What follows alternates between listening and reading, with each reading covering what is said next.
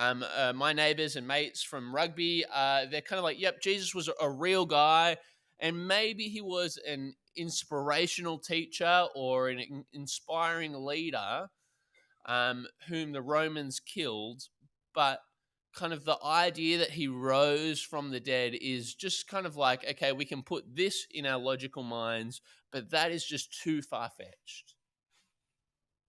It's kind of now you're talking fairy tales and fantasy. But for some reason, we think it was less far fetched to them.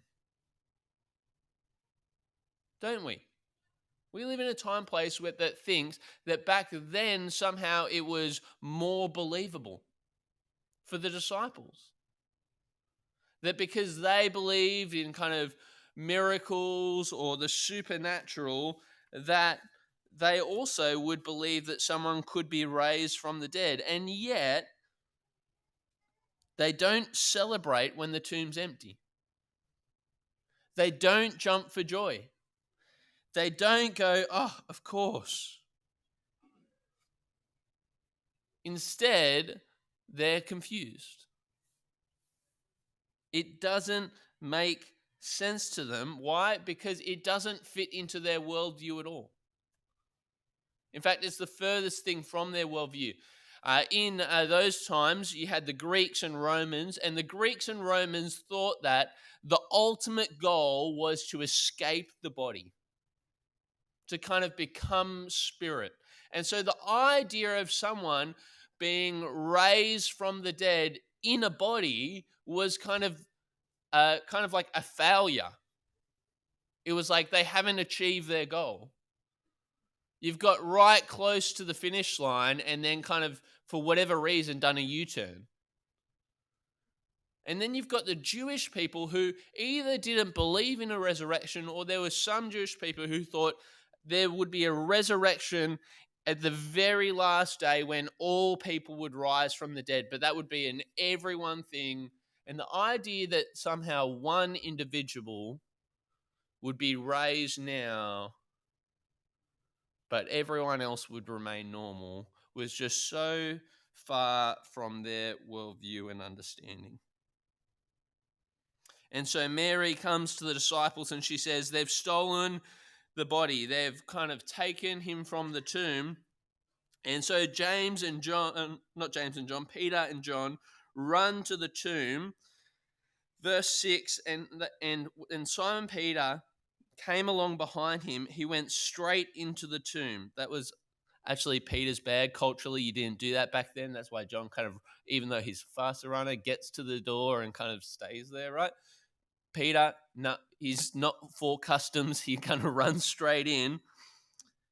And he saw the strips of linen lying there, as well as the cloth that had been separated from around Jesus' head. The cloth was still lying in its place, separate from the linen. And if you look in verse 6, where it says that he saw the strips of linen lying there, the usual Greek word that is used for looking, for seeing, blepo, kind of if you think of a blip on a radar, that's kind of where we get that from. That's kind of the usual word that means to see and to look, and that's actually used in verse 3. But in verse 6, what's used is a different word. It is the word theoreo, where we get the word to theorize.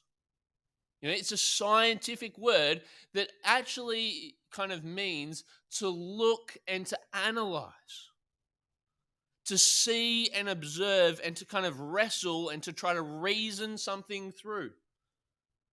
And so Peter and John are here, and they don't just see and believe, but they are trying to find an explanation. They're trying to get to the bottom of this. If it was the Romans, then they would never have let him be buried. If they wanted to kind of take the body and humiliate him further, they just wouldn't have buried him. And we would have heard about him just being kind of dragged around the city as a corpse. So it can't be that. But if it was grave robbers, why is the linen here? What grave robbers kind of come in and go, all right, let's undress the body because really it's the kind of the cadaver that we're after. Grave robbers they're in a rush, right? You just take the whole thing. And in fact, most of the wealth was actually caught up in the linen. That it was the wrapping that was the kind of expensive thing. And so if they've left it here, that makes no sense. And it can't be just that Jesus was kind of just injured and not really dead because, well, one, we saw him stabbed and pierced in the side, and two, there was the stone rolled in the way, and a single person can't just kind of roll that stone away.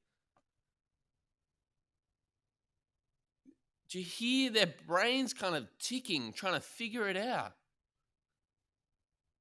What could be the conclusion?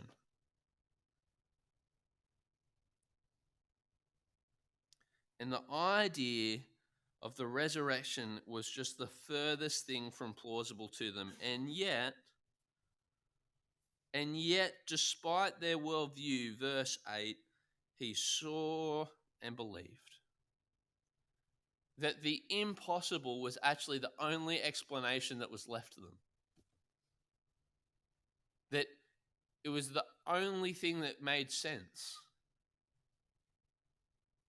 And kind of to stress it further, you get verse 9 where he says they didn't even realize from the scriptures why Jesus had to rise from the dead. That it's not as if their theology or their philosophy kind of led them to something of a hallucination, acting out kind of a wish fulfillment. They didn't even realize through the Old Testament why this had to happen.